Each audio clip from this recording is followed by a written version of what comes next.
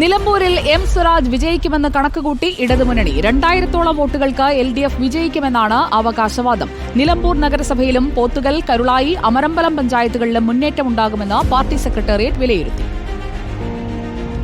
നിലമ്പൂരിൽ വോട്ടെണ്ണലിന് 2 ദിവസം ശേഷിക്കെ കണക്കുകൂട്ടലുകളുമായി മുന്നണികൾ. 2000-ഓളം വോട്ടിന്റെ ഭൂരിപക്ഷത്തിൽ സ്ഥാനാർത്ഥി എം സ്വരാജ് വിജയിക്കുമെന്നാണ് LDF കണക്കുകൂട്ടൽ. 80,233 വോട്ടാണ് LDF പ്രതീക്ഷിക്കുന്നത്. UDF-ന് 78,595 വോട്ടും NDA-ക്ക് 8,335 PV അൻവറിന് 5,120 വോട്ടുകളും LDF പ്രതീക്ഷിക്കുന്നുണ്ട്.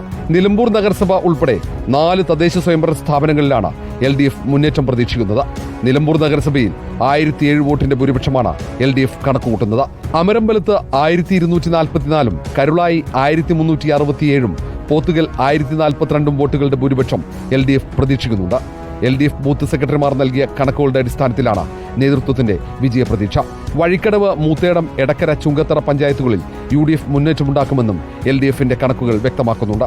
നിലമ്പൂരിൽ ഭരണവിരുദ്ധ വികാരം അലയടിച്ചിട്ടില്ലെന്നാണ് LDF-ന്റെ വിലയിരുത്തൽ. Team reporter, Nilambur.